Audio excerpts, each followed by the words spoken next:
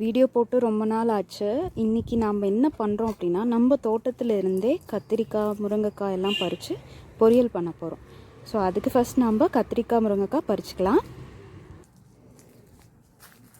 நான் என்னோடய குட்டி தோட்டம். ஃபஸ்ட் நான் கத்திரிக்காய் பார்க்குறேன்.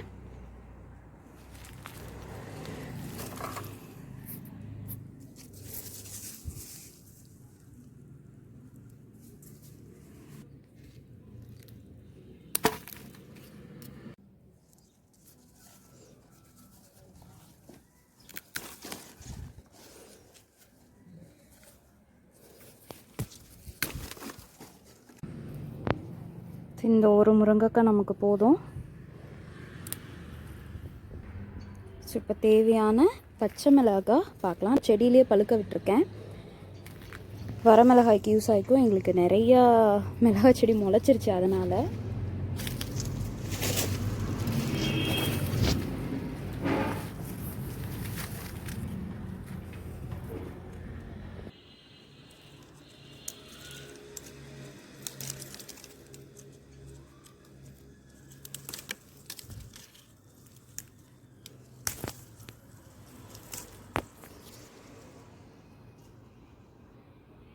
ஸோ இப்போ கருவேப்பிலை ஒரு கொத்து நம்ம ஒடிச்சிக்கலாம்.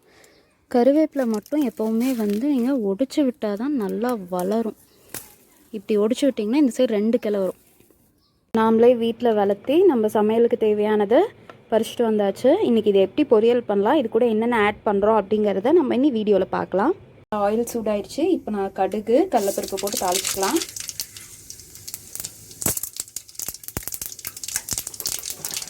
வெங்காயம், பச்சை மிளகாய், கறிவேப்பிலை,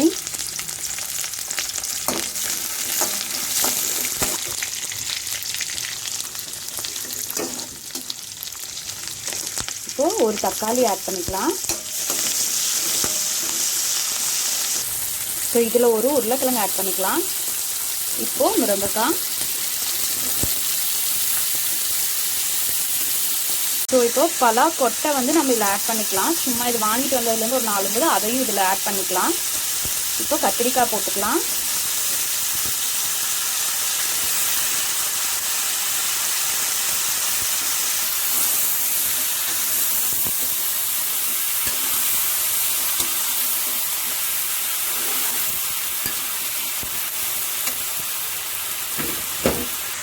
கொஞ்சமாக மஞ்சத்தூள் ஆட் பண்ணிக்கலாம்.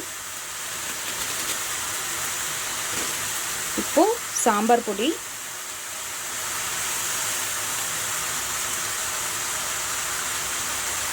தேவையான அளவு உப்பு,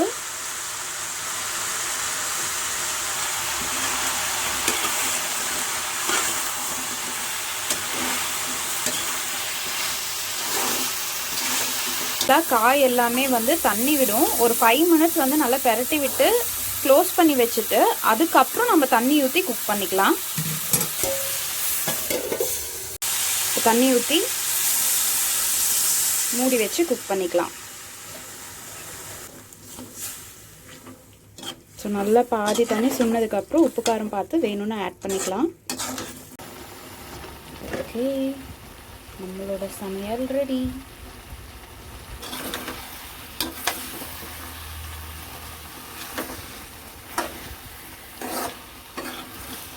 ஸோ பொரியல் ரெடி. நீங்கள் இதை ஒயிட் ரைஸோடு பிசைஞ்சு கூட சாப்பிட்லாம்.